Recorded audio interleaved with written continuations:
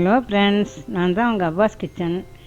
இன்றைக்கி வீடியோவில் என்ன பார்க்க போகிறோம்னா, நம்ம ஹோட்டலில் ரவா தோசை சாப்பிடுவோம். அதே போல் நான் இன்றைக்கி உங்களுக்கு ரவா தோசை செஞ்சு காட்ட போகிறேன். மறக்காமல் இந்த வீடியோ பிடிச்சிருந்தா லைக் பண்ணுங்கள், சப்ஸ்கிரைப் பண்ணுங்கள் மற்றும் ஷேர் பண்ணுங்கள். வாங்க வீடியோக்குள்ளே போவோம். தேவையான பொருட்கள்: மைதா 1 கப், ரவை 1 கப், அரிசி மாவு 1 கப்,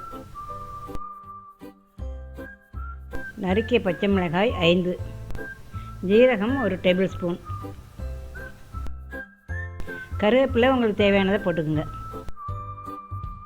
உங்களுக்கு தேவைப்பட்டால் முந்திரி வேணாலும் போட்டுக்கலாம். மிளகுத்தூள் 1 டேபிள் ஸ்பூன், துருவிய தேங்காய் 1/2 கப். இப்போ நம்ம எடுத்து வச்ச 3 மாவையும் ஒரு பாத்திரத்தில் கொட்டிக்கோங்க. இப்போது ஒரு ஸ்பூனை வச்சு நல்லா கலக்கிட்டு அப்புறம் உங்களுக்கு கொஞ்சம் தண்ணி ஊற்றுங்க. நல்லா தேவையான அளவு தண்ணி ஊற்றுங்க. பாருங்கள், நீங்கள் நல்லா தெரியும் உங்களுக்கு. உப்பு தேவையான அளவு. ரொம்பவும் தண்ணி ஆக்கிடாமல் மாவை ஓரளவு பார்க்குறதுக்கு உங்களுக்கு தெரியும், திக்காகவும் இல்லாமல் தண்ணியாகவும் இல்லாமல் ஊற்றின உங்களுக்கு தோசை நல்லா முறமுறப்பாக நல்லா வரும். இப்போது நம்ம எடுத்து வச்ச பொருளை எல்லாத்தையும் இதில் போட்டு நல்லா கலக்கி 2 மணி நேரம் ஊற வைங்க.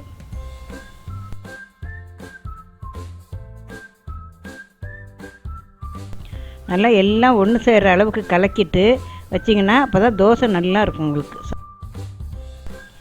இப்போ மாவு நமக்கு பதமாக ஊறிடுச்சு. நீங்கள் தோசை சுட ஆரம்பிக்கலாம். இப்போது அடுப்பில் தோசைக்கல்லை வச்சு நல்லா எண்ணெய் தடவி நான் ஊற்றுற மாதிரி சுற்றி ஊற்றுங்க. இல்லை நடுப்புற மாவு தோசை மாதிரி ஊற்றுனீங்கன்னா தோசை சரியாக வராது.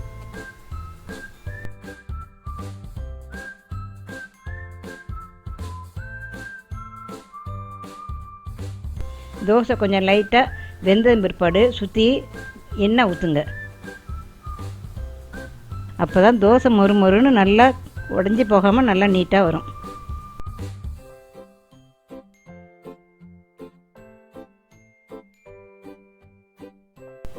இப்போ தோசை நல்லா வெந்ததும் திருப்பி போடுங்க.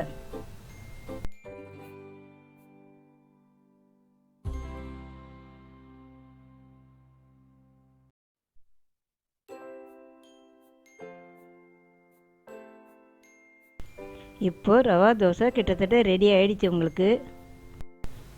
இப்போ தோசையை திருப்பி போட்டு மடித்து எடுத்து வச்சிங்கன்னா உங்களுக்கு ஹோட்டல் ரவா தோசை ரெடி.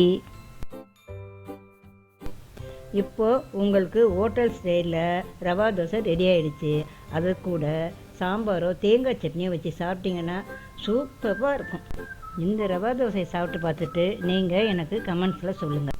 மறக்காமல் இந்த வீடியோ பிடிச்சிருந்தால் லைக் பண்ணுங்கள், சப்ஸ்கிரைப் பண்ணுங்கள் மற்றும் ஷேர் பண்ணுங்கள்.